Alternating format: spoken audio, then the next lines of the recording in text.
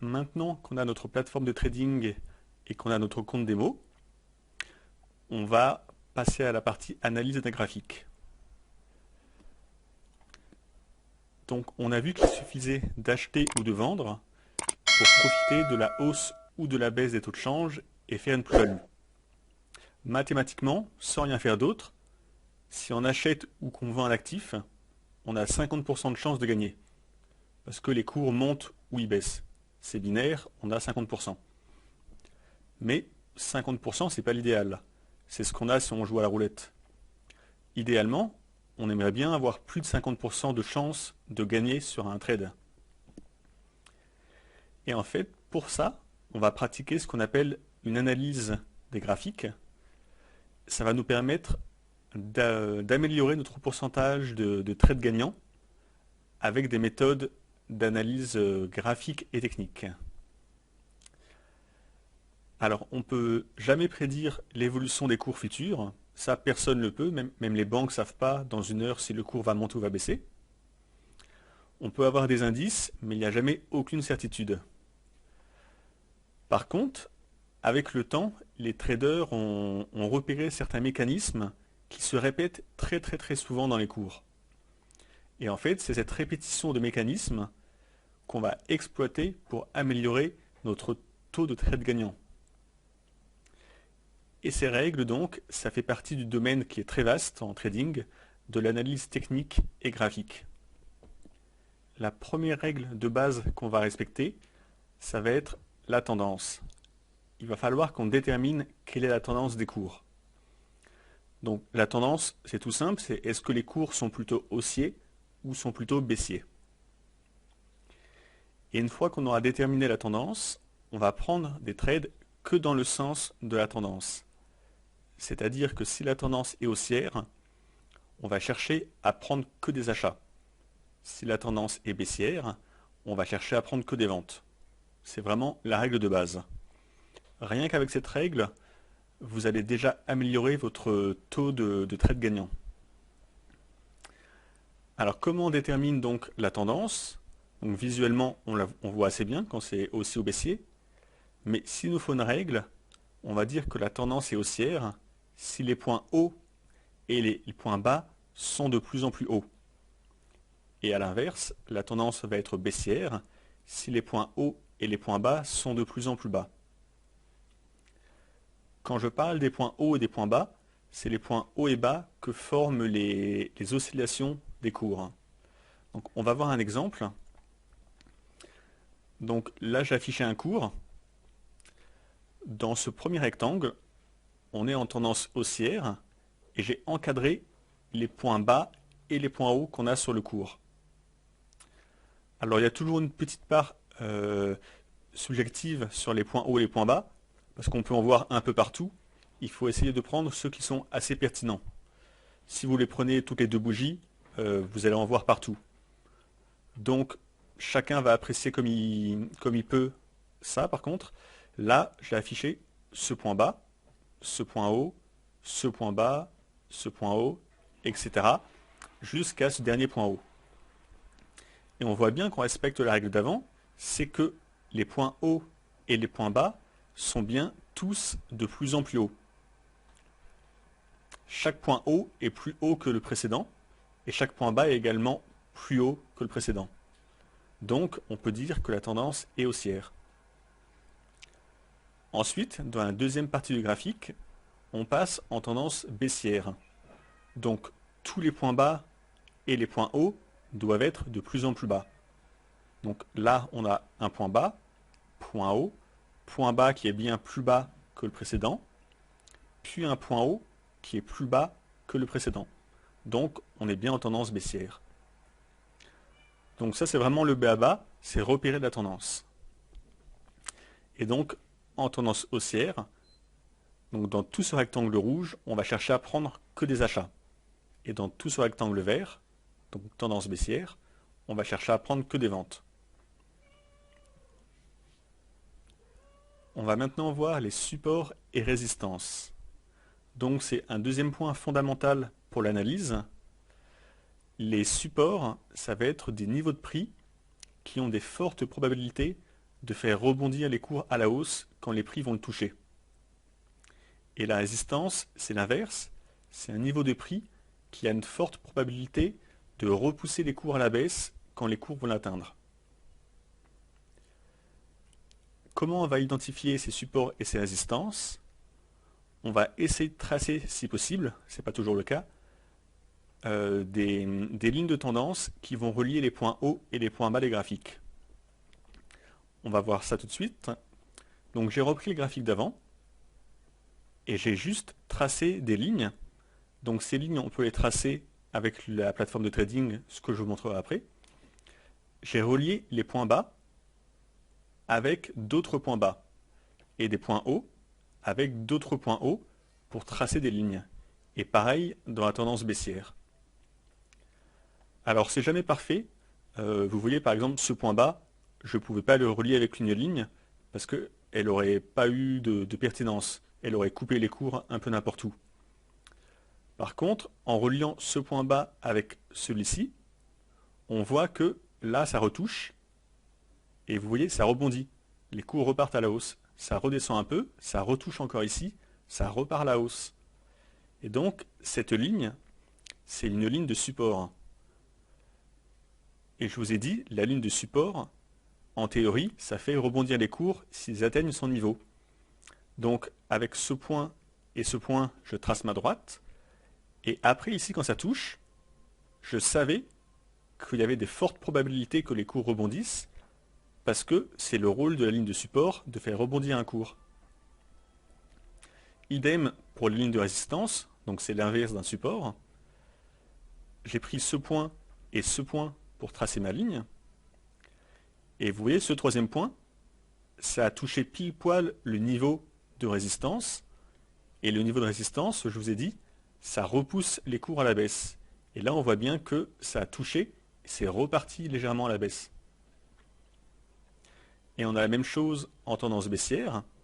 Donc à partir de ce point haut, avec celui-ci, celui-ci et celui-ci, on voit que cette ligne de résistance, à chaque fois que ça la touche, ça repousse les cours à la baisse. Là, ça retouche, ça repart à la baisse. Et idem pour la ligne de support, quand ça touche, ça va repartir à la hausse. Donc c'est ça le concept de support et de résistance, et on les voit assez clairement en reliant les points hauts et les points bas. Alors je vous disais, c'est jamais parfait, il faut prendre votre ligne et essayer de la tracer en reliant le maximum de points hauts et de points bas. Plus vous pourrez relier de points hauts et de points bas sur une seule ligne, plus elle sera pertinente et résistante. Maintenant qu'on a vu ces deux étapes de base, on va voir comment exploiter justement ça. Alors on a vu en premier qu'on avait déterminé le sens de la tendance avec les points hauts et les points bas. Ça va nous indiquer si on va chercher des achats ou des ventes. Je vous ai dit, en tendance haussière, on cherchera que des achats et que des ventes en tendance baissière. La deuxième chose qu'on a faite, c'est tracer les lignes de tendance qui vont nous indiquer les supports et les résistances. Et ça va nous indiquer le moment idéal pour acheter ou pour vendre quand les cours vont arriver sur ces niveaux de support et de résistance. Si on est en tendance haussière, on cherche que des achats. Donc le meilleur moment pour acheter, ça va être quand les cours vont arriver sur la ligne de support. Vu que le support est censé faire rebondir les cours à la hausse, eh ben nous on veut acheter juste avant que ça rebondisse. Comme ça on sera dans la tendance pour jouer la hausse. On va regarder sur le graphique précédent, donc toujours le même, j'ai fait un peu de ménage, j'ai juste laissé les lignes de tendance qu'on avait tracées. Alors il me faut ce point bas et ce point bas pour tracer ma droite. Donc à partir de ce niveau, j'ai tracé ma droite en rouge. Donc la tendance est haussière, comme on avait vu, donc je cherche que des achats. Eh bien, ici, on aurait pu faire un achat, on voit que le chandelier a retouché la ligne de support qu'on avait tracée grâce à ce point avant. Donc là, on savait qu'il y avait une zone de support pour les cours et qu'il y avait des fortes chances que les cours rebondissent. Donc ça respecte la première règle, on est en tendance haussière, on veut un achat. Et ça respecte la seconde règle, on arrive sur un support, donc il y a des chances que les cours rebondissent assez importants. Donc on aurait pu acheter quand les cours ont touché la ligne de support ici.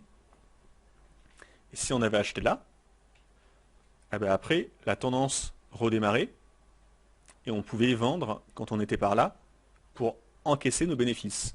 Donc on achetait ici et on revendait par là, idéalement. Et là on avait une belle plus-value à faire.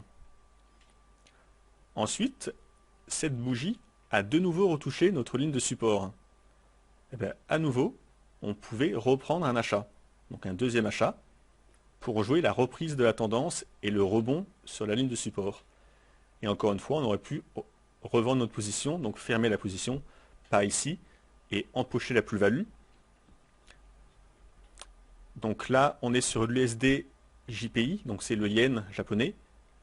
Eh ben, on aurait acheté à peu près à 1,1303, la cotation ici, et on aurait revendu au maximum vers 1,1430 ici, au plus haut. Donc là, on avait une plus-value à se faire, simplement en ayant analysé la tendance et en achetant sur le support. Ensuite, ici, on a un nouveau point, on aurait tenté un achat, parce que la bougie revient tester la ligne de support. Cette fois, ça n'a pas rebondi. Donc là, on aurait eu un trade perdant. Les cours auraient baissé et on aurait coupé notre trade en perdant un peu. Alors il ne faut pas s'alarmer pour ça. En trading, on perd, on gagne, il y a les deux. Même si on fait une bonne analyse, c'est les cours qui décident, ça ne marchera pas toujours. Mais si on avait suivi notre logique, on aurait acheté ici, on aurait gagné tout ça de points. Et là, on aurait perdu, on aurait coupé par là, on aurait perdu beaucoup moins de points que ce qu'on a gagné avant avec cela. Donc c'est vraiment de la statistique et de la probabilité. Les probabilités sont bonnes d'avoir des trades gagnants, donc on prend les trades. À un moment, ça ne marchera pas, la ligne de tendance ne va pas faire rebondir les cours, donc ça c'est sûr et certain. La tendance ne va pas durer indéfiniment, mais tant qu'elle dure, elle nous fait gagner. Donc le but, c'est de gagner le maximum possible tant que la tendance perdure. Et la perte qu'on va avoir ici, elle sera très largement remboursée par tous les gains qu'on aura fait avant. Et là, ça a loupé au troisième essai, mais des fois, vous allez faire 5 ou 6 bons essais qui vont tous vous rapporter de l'argent avant que la ligne de tendance se casse.